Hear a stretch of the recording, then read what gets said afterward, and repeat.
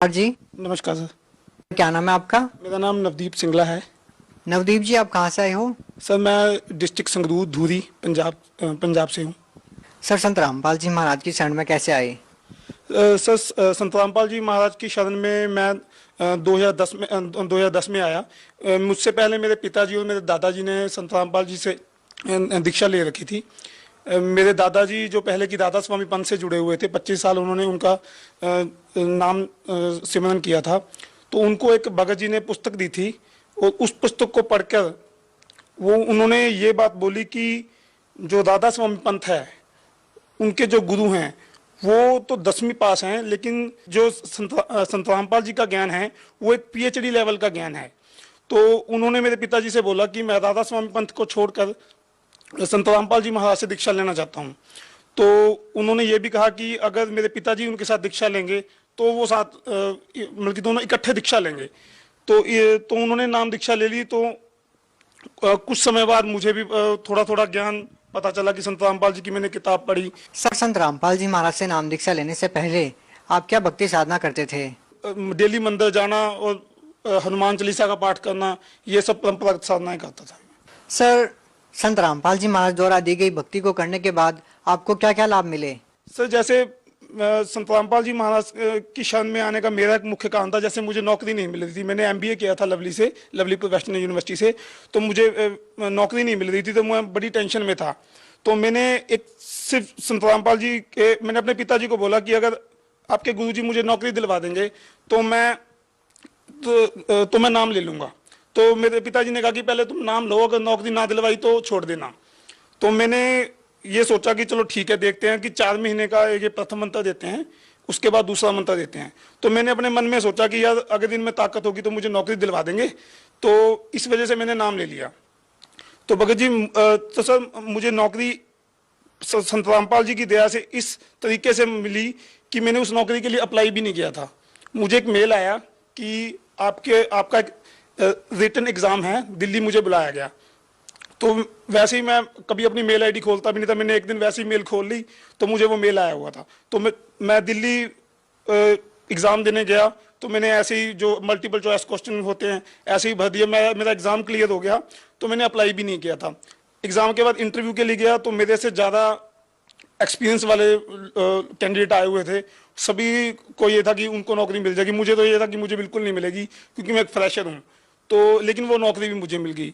तो मैं बड़ा हैरान हुआ कि यार मैंने एक चैलेंज किया और मुझे नौकरी मिल गई।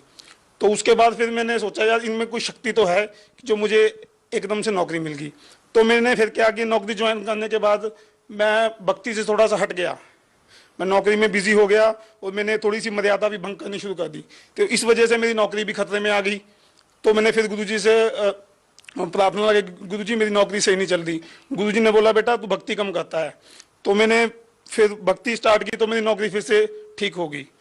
और सर एक और लाभ मिला, जैसे कि मेरी माता जी को बहुत पुराना गठिए की प्रॉब्लम थी। उन्होंने 2008 में नाम लिया था।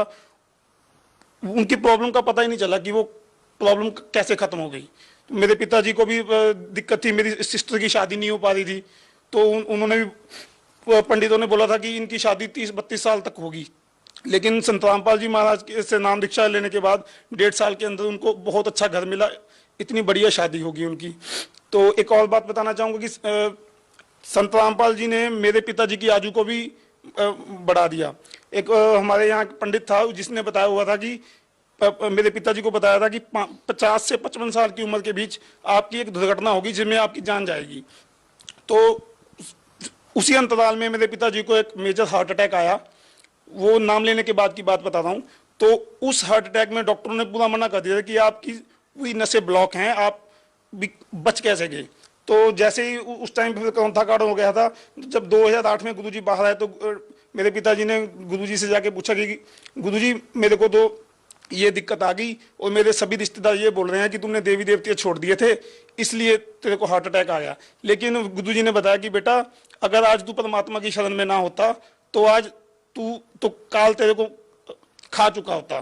तो परमात्मा ने संत रामपाल जी ने कहा कि बेटा मैंने तुम्हारी काल से जमानत करा के लेके आया हूँ, तो तेरी अब जितनी आजू जितना तू चाहता है उतना जी ले अब। तो मेरे पिताजी ने भी पूछा कि मैं गुरुजी मेरी जमानत कितनी देर के लिए है? गुरुजी कहते जब तक तू सतलोक नहीं जाएगा ना तब तक तेरी जमानत है। तो हमें ये लाभ प्राप्त हुआ जी। सर बात करें पंजाब की, तो यहाँ के युवा लोग बहुत ज़्यादा नशा करते हैं। सर क्या आप भी कोई नशा करते हैं? सर मैं पहले जैसे कोई शादी ब्याह में ड्रिंक कर लेना ये करता था दोस्तों के साथ। जैसे मैं लवली में पढ़ा हूँ तो वहाँ पे भी लत लग गई थी, सिर्फ शराब पीते थे। लेकिन संत रामपाल जी महाराज की शरण में आने से के बाद वो शराब तो भूल ही गए भी शराब होती, कि हम पीना तो दूर किसी को लाके भी नहीं देते। सर अक्सर हम यही देखते हैं कि संत रामपाल जी महाराज की शरण में आने के बाद वे जो सालों से नशा करते थे वो उन्होंने छोड़ दिया। आखिर संत रामपाल जी महाराज जी क्या करते हैं कि लोग तुरंत नशा छोड़ देते हैं? देखिए संत रामपाल जी महाराज हमें एक ऐसी शिक्षा देते हैं, एक ऐसे भक्ति मार्ग पे लगा देते हैं जिससे बुराइयां धीरे धीरे किनारे लग जाती हैं। वो वहाँ जैसे हम सतलोक आश्रम में जाते हैं, वहाँ का माहौल इतना बढ़िया है, वहाँ पे इतनी अच्छी शिक्षा दी जाती है। संत रामपाल जी महाराज के प्रवचनों में इतनी ताकत है, उनके दिए गए मंत्रों में इतनी ताकत है कि आदमी बुराई की तरफ ध्यान ही नहीं जाता। जैसे हम भी नौजवान पीढ़ी है, आज फिल्में देखते हैं, गाने सुनते हैं। मुझे गानों का इतना क्रेज था, मैं सारा दिन कानों में हेडफोन लगा के इंग्लिश गाने सुनता था। लवली में हम यूनिवर्सिटी में पढ़ते थे, सारा दिन फिल्में देखना। मुझे ये था कि मुझे एक बार नौकरी मिल जाए, मैं गाने वगैरह तो छोड़ नहीं सकता, लेकिन उसके बाद नाम छोड़ दूंगा, बस कबीर जी को भगवान मान लूंगा। लेकिन मेरे को पता भी नहीं चला कि मुझे गानों से इतनी नफरत होगी। जैसे ही मैंने उनका मंत्र जाप शुरू किया, उनकी बताई हुई भक्ति शुरू की, मुझे गाने, फिल्मों और ये सबसे ये हो गया कि ये चीजें करने लायक नहीं है। शराब पीना ये वगैरह सब कुछ मेरा दूर हो गया जी। सर जैसा कि आप बता रहे हैं कि संत रामपाल जी महाराज से नाम दीक्षा लेने के बाद आपको अनेकों लाभ हुए, आज आप उनको परमात्मा के रूप में मानते हो और आपका परमात्मा आज जेल में है, बहुत सारे आरोप उनके ऊपर लगे हैं। सर क्या कहना चाहेंगे इसके बारे में? सर देखिए ये इतिहास गवाह है इस बात का। मैंने हिस्ट्री पढ़ी है, जब जब भी कोई परमात्मा का कोई संत आया है तो जो मौजूदा हुकूमत होती है वो उस संत के साथ अत्याचार करती ही करती है। संत रामपाल जी महाराज आज जरूर जेल में है, इसका मुझे बहुत दुख भी है। लेकिन मैं अगर आज वो जेल में है तो मैं उनको सम्मान की दृष्टि से भी देखता हूँ, क्योंकि उन्होंने अन्याय और झूठ के खिलाफ जो अपना स्टैंड लिया हुआ है, उस स्टैंड की वजह से मैं उनको सल्यूट करता हूँ। क्योंकि संत रामपाल जी महाराज एक पूरे विश्व में एक ऐसे एकमात्र संत हैं जो सच्चाई के लिए और जीव के उद्धार के लिए एक ऐसा मार्ग चला रहे हैं जो ना आने वाले दिनों में कोई नहीं चला सकता। सर यदि हम बात करें बरवाला की घटना की, तो उस समय संत रामपाल जी महाराज पर बहुत सारे आरोप लगे।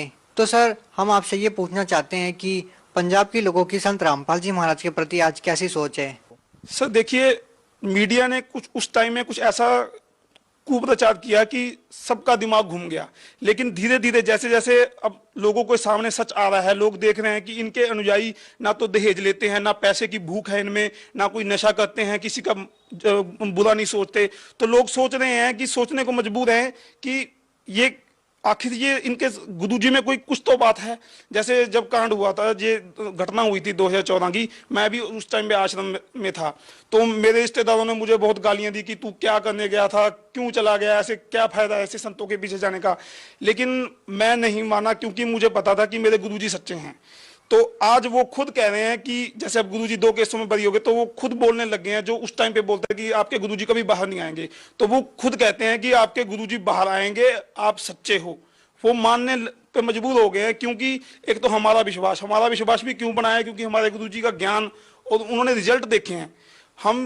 मेरी पहले आर्थिक स्थिति भी कोई ज्यादा बढ़िया नहीं थी, आज मेरे पास सब कुछ है, घर है, दुकान है, खेती की जमीन है, बैंक बैलेंस है, गाड़ी है। परमात्मा की दया से मेरी शादी भी होगी। मैंने बगैर दहेज के 1 रुपया नहीं लिया दहेज में, जबकि मैं बनिया समाज से हूँ। और हमारे बनिया में लड़के का सौदा होता है 20 लाख में, 30 लाख में, और सभी रिश्तेदार हैरान हैं कि इन्होंने 1 पैसा नहीं लिया। मेरी शादी सिर्फ मात्र 20-25 हजार रुपये में, जो बाहर के रिश्तेदार आए हुए थे उनको खाना खिलाने में मेरे खर्च हुए हैं। उसके सिवा 1 रुपया हमने लिया नहीं, कोई गहना नहीं लिया, कोई पैसा नहीं लिया। वो सब हैरान है कि ऐसी शिक्षा इनको कौन दे रहा है। तो हम बोलते हैं कि हम हमारे गुरुजी के, हमने सतलोक जाना है, जो हमारे गुरुजी हमारे लिए नियम बनाएंगे हम उन्हीं पे चलेंगे, हमें पैसा नहीं चाहिए। सर जो श्रद्धालु संत रामपाल जी महाराज से नाम दीक्षा लेना चाहते हैं, वो उनसे नाम दीक्षा कैसे प्राप्त कर सकते हैं? सर संत रामपाल जी महाराज से अगर आपने जुड़ना है तो आप संत रामपाल जी महाराज का सत्संग डेली देखें। उसके नीचे एक नंबर, नीचे बॉटम लाइन पे एक नंबर, पीली पट्टी चलती है, उस पे एक नंबर आता है, और उस नंबर पे कॉल करके आप आपको सारी जानकारी मिल जाएगी। संत रामपाल जी के हर प्रांत में, भारत के हर प्रांत में नामधन स्थल खुले हुए हैं, पंजाब में भी हैं। उन वहां पे आप संपर्क करके नाम दीक्षा प्राप्त कर सकते हैं। लेकिन मैं आपसे ये भी प्रार्थना करूंगा, पहले आप संत रामपाल जी महाराज का ज्ञान सुने, समझें, तभी उनसे दीक्षा लें। बहुत बहुत धन्यवाद।